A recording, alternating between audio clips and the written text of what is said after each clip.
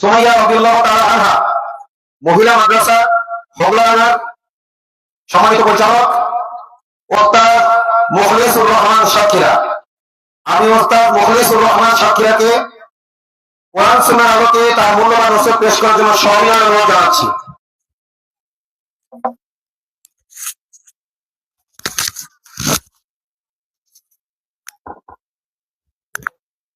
السلام عليكم ورحمة الله وبركاته.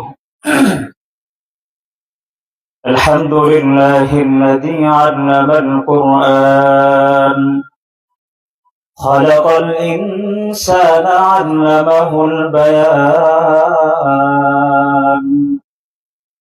والصلاة والسلام على سيدنا محمد صلى الله عليه وسلم الذي دعا الناس من عبادة الأوثان إلى عبادة الرحمن.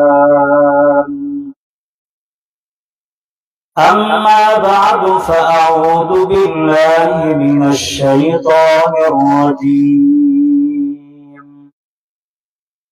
بسم الله الرحمن الرحيم.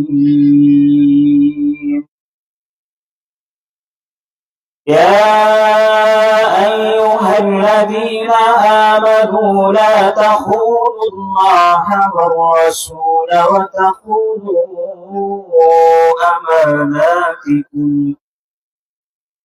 وتخونوا أماناتكم وأنتم تعلمون. واعلموا أنما أموالكم وأولادكم فتنة والله عنده أجر عظيم. وقال النبي صلى الله عليه وسلم من يقل علي ما لم أقل فليتبوأ مقعده من النار. اللهم صل على محمد وعلى آل محمد كما صليت على إبراهيم وعلى آل إبراهيم إنك حميد مجيد. اللهم بارك على محمد وعلى آل محمد كما باركت على إبراهيم وعلى آل إبراهيم إنك حميد مجيد. سبحانك لا علم لنا إلا ما علمتنا إنك أنت العليم الحكيم. اللهم إني أعوذ بك من شر لساني ومن شر بصري ومن شر قلبي. আল্লাহ সুবহানাহু ওয়া তাআলা দরবারে অসংখ্য শুকরিয়া জ্ঞাপন করি যে মহান রব্বুল আলামিন আমাদেরকে এমন একটি মাজলিসে বসার তৌফিক দান করেছেন যে মাজলিসের ব্যাপারে আমাদের উস্তাদ হযরতুল আল্লামা আতাউর রহমান বিক্রমপুরী হাফিজাহুল্লাহ বলেছেন এই মাজলিসে কে কথা বলবেন এটা আমরা শুনলাম। আজ মাহফিলের মধ্যমণি আসা পর্যন্ত আমরা কিছু কথা বলা এবং শোনার চেষ্টা করব ইনশাআল্লাহ। সম্মানিত হাজিরিন, কোরআনুল কারীমের সূরাতুল আনফাল, কোরআনুল কারীমের ৮ নম্বর সূরা ৯ নম্বর পারার মধ্যে এই সূরাটি রয়েছে। ১৯ নম্বর পৃষ্ঠা থেকে আমি এই সূরার ২৭ এবং ২৮ নম্বর আয়াত তেলাওয়াত করেছি। আল্লাহ সুবহানাহু ওয়া তাআলা বলেন, ইয়া আইয়ুহাল্লাযীনা আমানু, হে ঈমানদারেরা, লা তাখুনুল্লাহা ওয়ার রাসূল, তোমরা আমি আল্লাহ এবং আমার বন্ধু রাসূলের সাথে বিশ্বাসঘাতকতা করো না বা আমানতের খেয়ানতদারিতা করো না। আল্লাহ তাআলা ঈমানদারদেরকে ডেকে বললেন তোমরা আমার সাথে এবং আমার বন্ধু রাসূলের সাথে তোমরা বিশ্বাসঘাতকতা বা খেয়ানতদারিতা করো না। আল্লাহ তাআলা এখানে চাইলে পারতেন যে দুনিয়ার সমস্ত মানুষকে বলতে পারতেন, ইয়া আইয়ুহান নাস, হে মানুষেরা, তোমরা আমার এবং আমার বন্ধুর বিশ্বাসঘাতকতা করো না। আল্লাহ তাআলা শুধুমাত্র মুমিনদেরকে লক্ষ্য করে বললেন, তোমরা আমার এবং আমার বন্ধুর বিশ্বাসঘাতকতা করো না।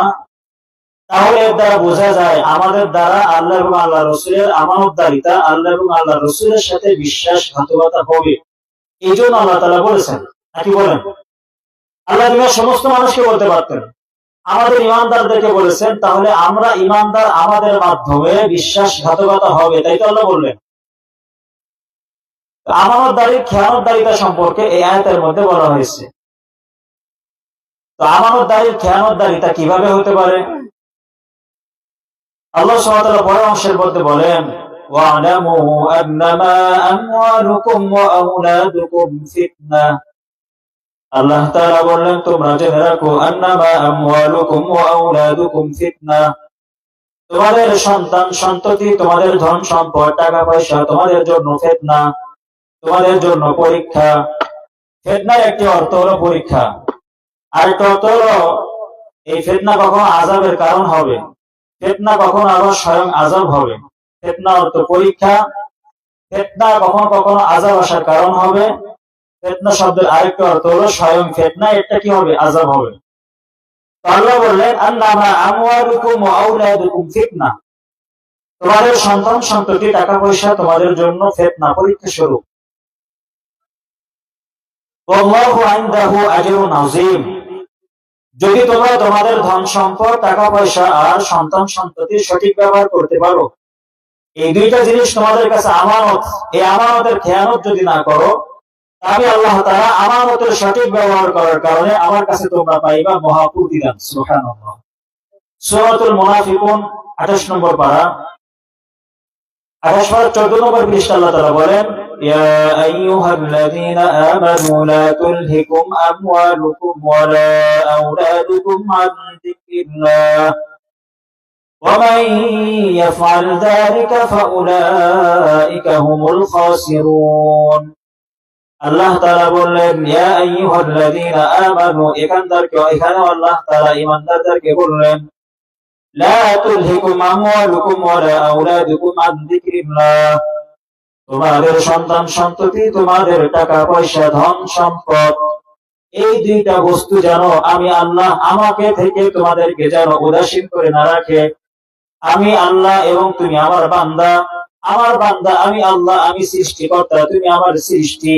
তোমার এবং আমার মাঝখানে যেন তোমার সন্তান আমার পক্ষ থেকে দেওয়া নিয়ামত, আমার এবং তোমার মাঝখানে আমার পক্ষ থেকে দেওয়া নিয়ামত, ধন সম্পদ, এই দুইটা জিনিস যেন তোমাদেরকে আমার থেকে উদাসীন করে না রাখে, আমার থেকে দূরে সরিয়ে না রাখে। ওয়া মান ইয়াফআল যালিকা ফাউলাইকা হুমুল খাসিরুন, যারা নাকি দুনিয়ার মধ্যে সন্তান সন্ততি, টাকা পয়সা, এই দুইটা নিয়ামত পাওয়ার পরে এই দুইটা সঠিক ব্যবহার করবে না।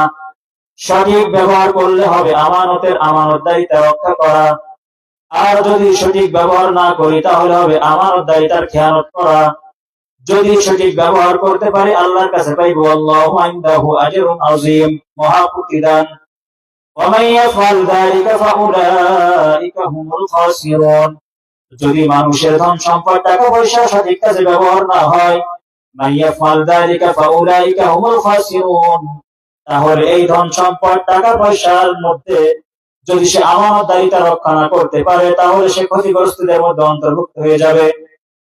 আমানতদারি দুইটা বিষয় আল্লাহ তাআলা বললেন, সন্তান সন্ততি, টাকা পয়সা। লক্ষ্য করলে দেখা যায় মানুষের সবচেয়ে কাছের এবং প্রিয় দুইটা নিয়ামত এইটাই, প্রিয় বস্তু এই দুইটাই, সন্তান এবং টাকা পয়সা। দেখা যায় এখানে যে আমরা আমানতের খেয়ানতদারিতা করে ফেলি, আমানতদারির খেয়ানতদারিতা করে ফেলি। নবী করিম সাল্লাল্লাহু আলাইহি ওয়াসাল্লাম হাদিসের মধ্যে বলেন, সহিহ বুখারীর 59 নম্বর হাদিস, নবী করিম সাল্লাল্লাহু আলাইহি ওয়াসাল্লাম একবার সাহাবাদেরকে নিয়ে বসে আছেন, কথা বলতেছেন। জাআ আরাবিয়্যুন ইলা নবী সাল্লাল্লাহু আলাইহি ওয়াসাল্লাম, নবী করিম সাল্লাল্লাহু আলাইহি ওয়াসাল্লাম সাহাবায়ে কেরাম আজমাইন রিদওয়ানুল্লাহি আলাইহিম আজমাইন সকলকে নিয়ে কথা বলতেছেন। জাআ আরাবিয়্যুন ইলা নবী সাল্লাল্লাহু আলাইহি ওয়াসাল্লাম, হঠাৎ করে একজন অনরবি ব্যক্তি, আরবি গ্রাম্য ব্যক্তি, আগন্তুক ব্যক্তি উপস্থিত হলো। নবী করিম সাল্লাল্লাহু আলাইহি ওয়াসাল্লাম বিষয়টা বুঝতে পারলেন। হাত্তা হাদিসাহু, নবী করিম সাল্লাল্লাহু আলাইহি ওয়াসাল্লাম মাদা হাদিসাহু, কথা চালিয়ে যেতে লাগলেন। فقال بعضهم قال ما سمع فكره ما قال।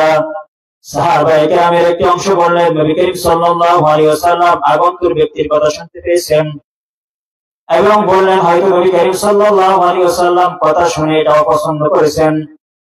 فقال بعضهم بل لم يسمع, এক শ্রেণী বললেন হয়তো নবী করিম সাল্লাল্লাহু আলাইহি ওয়াসাল্লাম আগন্তুক ব্যক্তির কথা শুনতে পাইলেন না। হাত্তা ইযা মাদা হাদিসাহু, নবী করিম সাল্লাল্লাহু আলাইহি ওয়াসাল্লাম যখন কথা শেষ করলেন, শেষ করার পর নবী করিম সাল্লাল্লাহু আলাইহি ওয়াসাল্লাম বললেন আইনা সাইল, প্রশ্নকারী ব্যক্তি কোথায়? আনিসা, কিয়ামত সম্পর্কে, কিয়ামত সম্পর্কে জিজ্ঞাসাকারী ব্যক্তি কোথায়? সে বলল ক্বালা হা আনা ওয়া ইয়া রাসূলুল্লাহ, হে আল্লাহর রাসূল, এই যে আমি এই ব্যক্তি যে আপনার কাছে কিয়ামত সম্পর্কে জিজ্ঞাসা করলাম। নবী করিম সাল্লাল্লাহু আলাইহি ওয়াসাল্লাম বললেন ইযা দুইয়াতিল আমানাতু ফান্তাজিরিস সাআ, কিয়ামত সম্পর্কে তুমি জিজ্ঞাসা করেছো কিয়ামত কবে হবে একমাত্র আল্লাহ ছাড়া কেউ জানে না। বলেন কিয়ামত কবে হবে আল্লাহ ছাড়া কেউ জানে না। দলিল সূরাতু লোকমান 21 নম্বর পারার 13 নম্বর পৃষ্ঠা, এই সূরা 34 নম্বর আয়াতে আল্লাহ তাআলা বলেন ইন্নাল্লাহা ইনদাহু ইলমুস সাআ। হাদিসের মধ্যে বিষয়টা আছে খামসুন লা ইয়ালামুহুন্না ইল্লাল্লাহ, পাঁচটি জিনিস এমন রয়েছে, পাঁচটি জিনিসের জ্ঞান একমাত্র আল্লাহ ছাড়া অন্য কেউ জানে না। পাঁচটি বিষয়ের জ্ঞান এমন রয়েছে একমাত্র আল্লাহ ছাড়া আর কেউ জানে না। সেই ব্যাপারে আল্লাহ তাআলা বলছেন ইন্নাল্লাহা ইনদাহু ইলমুস সাআ। নবী করিম সাল্লাল্লাহু আলাইহি ওয়াসাল্লাম বললেন হে আগন্তুক ব্যক্তি, কিয়ামত সম্পর্কে জিজ্ঞাসা করলে কিয়ামত কবে হবে আমি জানি না, কিন্তু কিয়ামত নিকটবর্তী নাকি দূরবর্তী এটা বোঝার কিছু আলামত আমি তোমাকে বলতে পারি। নবী করিম সাল্লাল্লাহু আলাইহি ওয়াসাল্লাম কোরআনুল কারীমে বললেন ইন্নাল্লাহা ইনদাহু ইলমুস সাআ, নিঃসন্দেহে কিয়ামতের সঠিক জ্ঞান আল্লাহ তাআলার কাছে আছে। আল্লাহ তাআলা জানেন কিয়ামত কবে হবে। ওয়া ইউনাজিলু গায়স, আগামীকাল কোথায় বৃষ্টি হবে আল্লাহ ছাড়া কেউ জানে না। ওয়া ইয়ালামু মা ফিল আরহাম, মায়ের রেহেমের মধ্যে, মায়ের গর্ভের মধ্যে ছেলে সন্তান না মেয়ে সন্তান, আল্লাহ কর্তৃক রূহ ফুঁকে দেওয়ার আগ পর্যন্ত, সন্তানের অবকাঠামো তৈরি হওয়ার আগ পর্যন্ত দুনিয়ার কোন আল্ট্রাসোনোগ্রাফ মেশিনের মাধ্যমে এটা বোঝা সম্ভব নয়। সন্তান ছেলে না মেয়ে ঠিক নাগাদ বোঝার তো আমরা পারি, মেশিনের মাধ্যমে বুঝি কখন, যখন আল্লাহ তাআলা সেই নির্দিষ্ট সময় অতিক্রম করে দেন। কিন্তু এইটা রূহ ফুঁকে দেওয়ার আগে, অবকাঠামো তৈরি হওয়ার আগে বোঝা সম্ভব না। ওয়া ইয়ালামু মা ফিল আরহাম ওয়া মা তাদরি নাফসুম মাযা তাকসিবু গাদা ওয়া মা তাদরি নাফসুম বিআইয়ি আরদিন তামুত, আগামীকাল কোথায় মানুষ খাইবে, কোথায় মৃত্যুবরণ করবে, এই বিষয় সম্পর্কে কোন মানুষ জানে না, আমি আল্লাহ ছাড়া আর কেউ জানে না। পাঁচটি বিষয়ের জ্ঞান আল্লাহ ছাড়া আর কেউ জানে না। এক নম্বর, কিয়ামত কবে হবে, মায়ের রেহেমের মধ্যে ছেলে সন্তান না মেয়ে সন্তান, আল্লাহ ছাড়া আর কেউ জানে না। আগামীকাল কোথায় বৃষ্টি বর্ষণ হবে, আল্লাহ তাআলা আর কেউ জানে না। আগামীকাল মানুষ কোথায় কোন বেলা কোথায় খাইবে, আল্লাহ ছাড়া আর কেউ জানে না। মানুষ কখন কোন জমিনে মৃত্যুবরণ করবে, আল্লাহ ছাড়া আর কেউ জানে না। নবী সাল্লাল্লাহু আলাইহি ওয়াসাল্লাম বললেন কিয়ামত কবে হবে আমিও জানি না, তুমিও জানো না, কিন্তু কিয়ামতের আলামত নিদর্শন সম্পর্কে আমি তোমাকে কিছু বলতে পারি। ইযা দুইয়াতিল আমানাতু ফান্তাজিরিস সাআ, যখন কোন কওমের মধ্য থেকে, কোন জাতির মধ্য থেকে, কোন সমাজের মধ্য থেকে পরস্পরের মধ্য থেকে আমানতদারির খেয়ানতদারিতা শুরু হবে, মানুষের মধ্য থেকে আমানতদারিতা উঠে যাবে, ফান্তাজিরিস সাআ, তখন তুমি কিয়ামতের অপেক্ষা করো। আগন্তুক ব্যক্তি জিজ্ঞাসা করলেন কাইফা ইউদাতুহা ইয়া রাসূলুল্লাহ, আমানতের খেয়ানতদারিতা কিভাবে হবে? নবী করিম সাল্লাল্লাহু আলাইহি ওয়াসাল্লাম বললেন ইদা উসিদাল আমরু ইলা গায়রি আহলিহি। আরবে বলেন আগন্তুক ব্যক্তি বললেন কিয়ামত কবে হবে? রাসূল বললেন আল্লাহ ছাড়া আর কেউ জানে না। রাসূল বললেন আল্লাহ ছাড়া আর কেউ জানে না, কিছু আলামত আমি জানি, তার মধ্যে একটি তোমাকে বলি। রাসূল বললেন যখন আমানতদারি খেয়ানতদারিতা শুরু হবে। জিজ্ঞাসাকারী ব্যক্তি আবার বললেন সেটা কিভাবে? রাসূল বললেন ইদা উসিদাল আমরু ইলা গায়রি আহলিহি, যখন অযোগ্য ব্যক্তিদেরকে যোগ্য কাতারে রাখা হবে, মূর্খদেরকে জ্ঞানীদের কাতারে রাখা হবে। এক কথায় অযোগ্য ব্যক্তিদেরকে সমাজ, রাষ্ট্র, জাতি, এলাকার বিভিন্ন দায়িত্ব তাদের হাতে অর্পণ করা হবে। তখন বুঝবা কিয়ামত খুবই সন্নিকটে। এই সময়কে সামনে আসবে নাকি এই সময়ের মধ্যে আমরা আছি? ইদা উসিদাল আমরু ইলা গায়রি আহলিহি, অযোগ্য ব্যক্তিদেরকে যোগ্যদের কাজে রাখা হবে। এই পরিবেশ সামনে আসবে না? কেমন আছে? আমরা আছি। রাসূল এটা বললেন। নবী করিম সাল্লাল্লাহু আলাইহি ওয়াসাল্লাম কিয়ামতের ব্যাপারে কতটা চিন্তিত থাকতেন। আল মুআজামুল কাবীর কিতাবের 414 নম্বর হাদিসের বর্ণনা, কালা রাসূলুল্লাহ সাল্লাল্লাহু আলাইহি ওয়াসাল্লাম মুতাওয়াসিলাল আহজানি ওয়া দাইমাল ফিকর। নবী করিম সাল্লাল্লাহু আলাইহি ওয়াসাল্লাম দুনিয়া ধ্বংস হওয়া, কিয়ামত শুরু হওয়া, কিয়ামত হবে, দুনিয়া ধ্বংস হয়ে যাবে, আখিরাতের জীবন শুরু হবে, এই চিন্তায় নবী করিম সাল্লাল্লাহু আলাইহি ওয়াসাল্লাম সর্বদা পেরেশানি থাকতেন, ভারাক্রান্ত হৃদয়ে থাকতেন। আল্লাহ তাআলা এই অবস্থা দেখার পরে আয়াত নাযিল করলেন, সূরাতুশ শুআরা 19 নম্বর পারা 5 নম্বর পৃষ্ঠা 3 নম্বর আয়াত। আল্লাহ বলেন, লাআল্লাকা বাখিউন নাফসাকা আল্লা ইয়াকুনু মুমিনিন।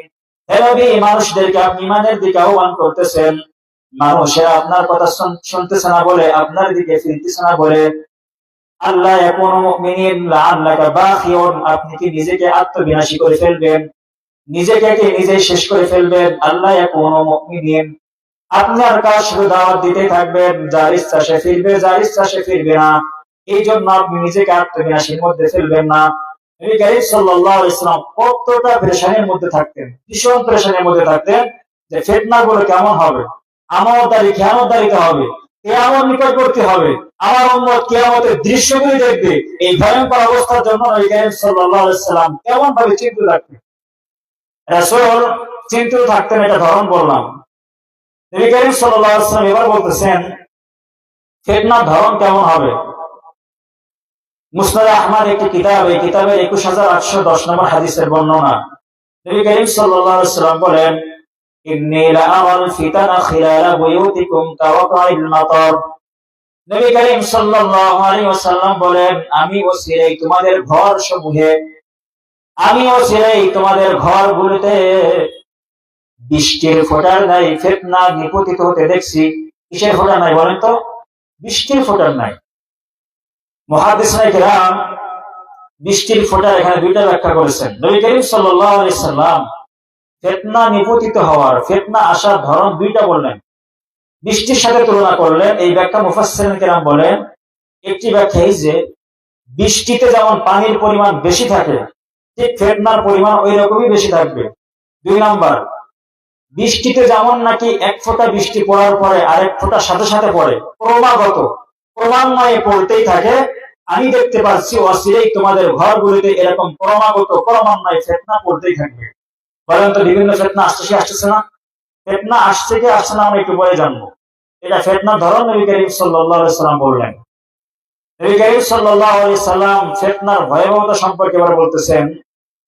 তিরমিজি শরীফ একটি কিতাব, এই কিতাবের 2195 নম্বর হাদিসের বর্ণনা। নবী করিম সাল্লাল্লাহু আলাইহি ওয়াসাল্লাম বলেন, সায়াকুনু ফিতানুন কাকিতাইল লাইলিল মুসলিম। নবী আলাইহিস সালাম বলেন, সাতাকুনু ফিতানুন, অচিরেই ফিতনাগুলো প্রবেশ করবে, আত্মপ্রকাশ করবে, কাকিতাইল লাইলিল মুসলিম, ফুটফুটে অন্ধকারের ন্যায় ফিতনাগুলি তোমাদের সামনে প্রকাশ পাইবে। কেমন যেন তোমরা ফিতনার মধ্যে হক এবং বাতিল এটা পার্থক্য করতে পারবে না, দুদুল্যমান অবস্থায় থাকবা।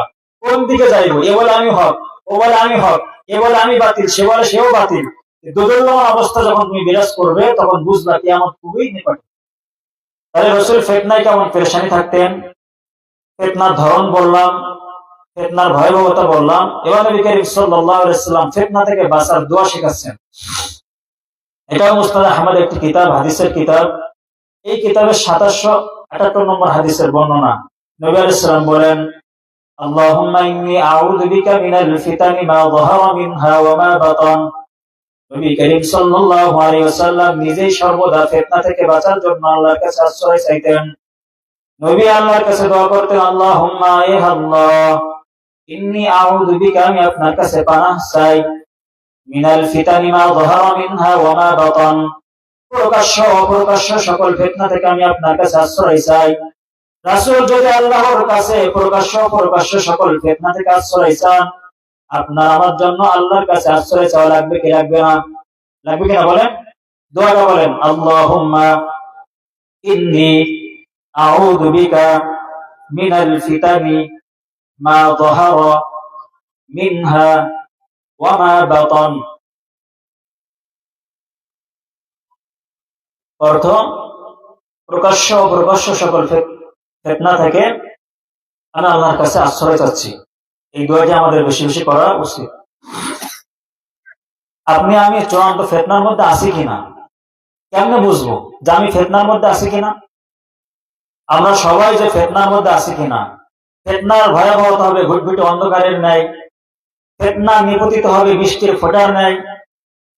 নবী করিম সাল্লাল্লাহু আলাইহি সাল্লাম এই ফিতনার ভয়াবহতা এবং ফিতনার ধরনের বিবরণ দিয়ে ফিতনা থেকে বাঁচার দোয়া করলেন। তো আমরা ফিতনার মধ্যে আছি কিনা এটা বুঝবো কেমনে? ফিতনার মধ্যে আছি এটা আমরা বোঝার অনেকগুলো আলামত রয়েছে। আমি 4টি আলামত বলি। ফিতনার মধ্যে আছি এটা বোঝার জন্য 1 নম্বর আলামত হলো যে মানুষের দুনিয়ার জীবন যাপন হবে দুনিয়া কেন্দ্রিক। কি কেন্দ্রিক? দুনিয়া কেন্দ্রিক। মানুষ সকাল শুরু করবে দুনিয়া করতে করতে, সকালকে দুপুর এবং দুপুর থেকে বিকাল সারাক্ষণ দুনিয়া করতে করতে বিকেল চলে আসবে, সন্ধ্যা শুরু করবে আবার দুনিয়া দিয়ে। মানুষের কেমন যেন 24 ঘন্টা দুনিয়া নিয়েই ফিকির। বলুন আমাদের এই ফিকির আছে না নাই? এই ফিকিরের মধ্যে যদি আমরা নিমজ্জিত থাকি বুঝবেন যে কিয়ামত খুবই নিকটে। 2 নম্বর, যদি দেখেন মানুষ যদি নিজের নফসকে সর্বদা প্রাধান্য দেয়, একদিকে আল্লাহ এবং আল্লাহ রসুল একটা বললেন আর আমার মন বলতেছে আরেকটা, এই ক্ষেত্রে আমি কি আল্লাহ এবং আল্লাহ রসুলকে প্রাধান্য দিই নাকি আমার মনকে প্রাধান্য দিই? যদি দেখেন যে আমি আমার মনকে প্রাধান্য দিচ্ছি, আল্লাহ এবং আল্লাহ রসুলকে প্রাধান্য দিচ্ছি না, বুঝবেন আমি ফিতনার মধ্যে আছি। 3 নম্বর, যদি কোনো মানুষ দুনিয়াকে আখিরাতের উপর প্রাধান্য দেয়, আমাদের উচিত হলো আখিরাতকে দুনিয়ার উপর প্রাধান্য দেওয়া। কিন্তু যদি কোনো মানুষ দুনিয়াকে আখিরাতের উপর প্রাধান্য দেয় তাহলে বুঝবেন যে আমরা ফিতনার মধ্যে আছি। 4 নম্বর আলামত, যদি এমন একটি সময় আসে যেই সময়ে মানুষ নিজের বুঝকে সঠিক মনে করে, যে যাই বলুক না কেন সে একটা বুঝছে তো বুঝছেই, নিজের বুঝ সঠিক হোক বেঠিক হোক নিজের বুঝের উপর অটুট, যদি এমন সময় আসে তো বুঝবো যে আমরা ফিতনার মধ্যে আছি। তার কারণ বললাম। কি কারণ বললাম? যে মানুষের দুনিয়ার জীবন যাপন হবে, দুনিয়া কেন্দ্রিক। মানুষের দুনিয়াটা শুরু হবে দুনিয়া দিয়ে, শেষ হবে কি দুনিয়া দিয়ে। এরপরে বললাম মানুষ নিজের মনকে প্রাধান্য দিবে, মানুষ দুনিয়াকে আখিরাতের উপর প্রাধান্য দিবে, মানুষ নিজের বুঝকে সঠিক মনে করা শুরু করবে। এই 4টি কারণ আমাদের মধ্যে আছে না নাই? আমাদের মধ্যে কিন্তু আছে, কম হোক বেশি হোক। আমার মনে হয় এটা বেশি পরিমাণে আছে। আমরা ফিতনার মধ্যে আছি কিনা এটা বুঝলাম। তাহলে আমরা কোথায় ছিলাম? নবী করিম সাল্লাল্লাহু আলাইহি সাল্লাম বললেন যখন আমানতের খেয়ানতদারিতা হবে তখন কিয়ামত খুবই নিকটে। আগন্তুক ব্যক্তি জিজ্ঞাসা করলেন এটা কিভাবে, এটা ধরন কি? নবী করিম সাল্লাল্লাহু আলাইহি সাল্লাম বললেন যখন অযোগ্য ব্যক্তিদেরকে যোগ্য কাতারে রাখা হবে তখন বুঝবা কিয়ামত খুবই সন্নিকটে। নবী করিম সাল্লাল্লাহু আলাইহি সাল্লাম একটা হাদিসে বলেন যদি আমার উম্মত 2টা জিনিসের দায়িত্ব নেয়, আমানতের খেয়ানতদারিতা সম্পর্কে আমরা কয়েকটা আগে শুনে নিই। তো আমরা প্রথমে আলোচনা করেছিলাম সূরাতুল আনফালের 27 এবং 28 নম্বর আয়াতে আল্লাহ তাআলা বলেছেন, হে ঈমানদারেরা, তোমরা আমার সাথে আমার বন্ধু তোমাদের রাসূলের সাথে আমানতদারি খেয়ানতদারিতা করো না।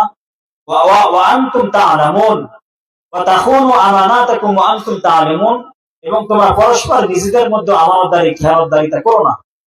তো আমাদের মধ্যে আমানতদারির খেয়ানতদারিতা আল্লাহ তাআলা করতে নিষেধ করতেছেন। তো আমাদের মধ্যে আমানতদারির খেয়ানতদারিতা আমার মতে মনে হয় সবচেয়ে আমাদের জবানের খেয়ানতদারিতা বেশি হয়। কিসের খেয়ানতদারিতা? জবান। দেখবেন মানুষের হাত চলার আগে মুখ চলে, মানুষের অন্যান্য অঙ্গ প্রত্যঙ্গ চলার আগে দেখবেন মানুষের মুখ আগে চলে।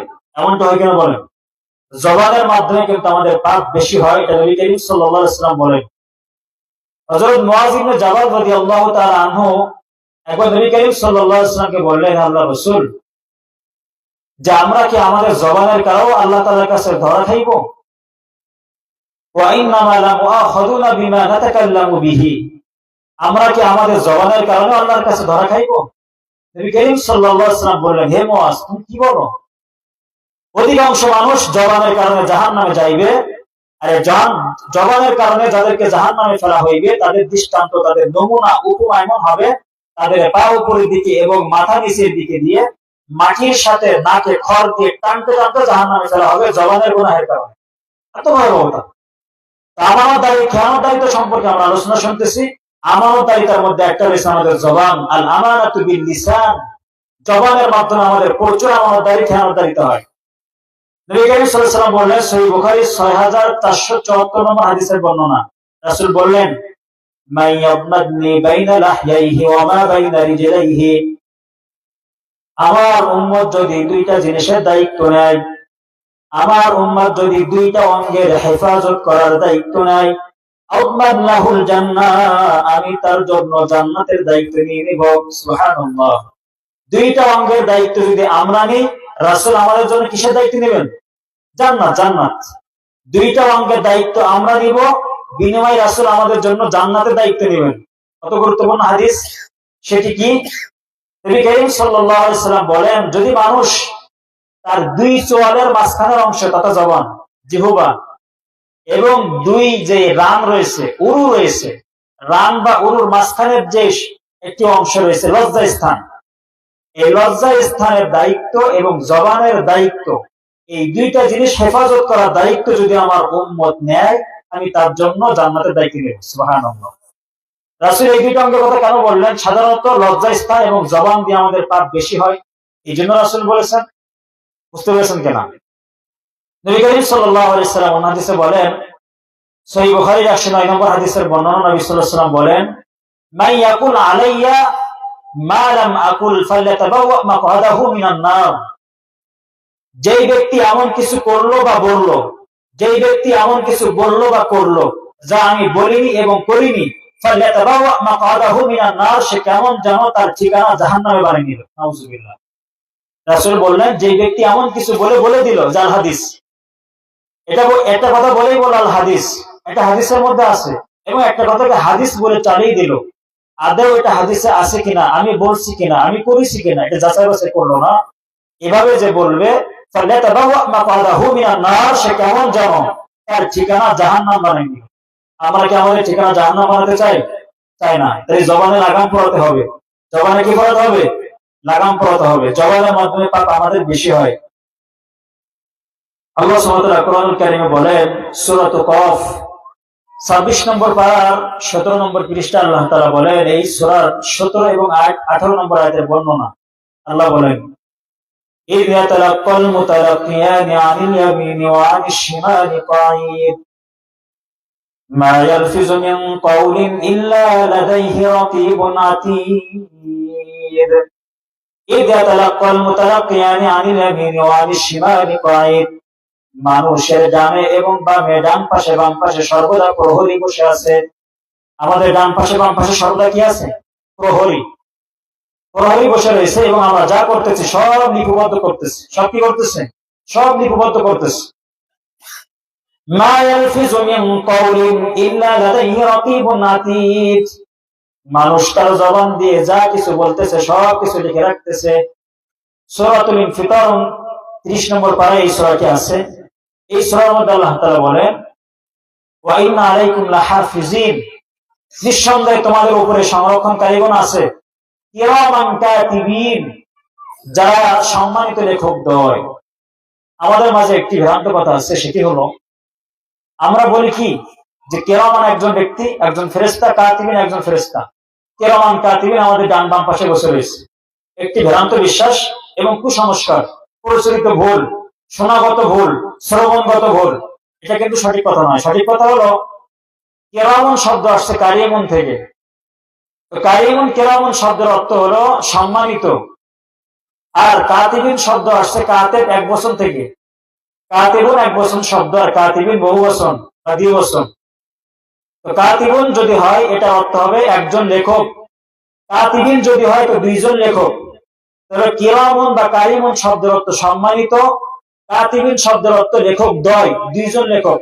একসঙ্গে অর্থ মিলালে অর্থ আসবে সম্মানিত লেখক দ্বয়।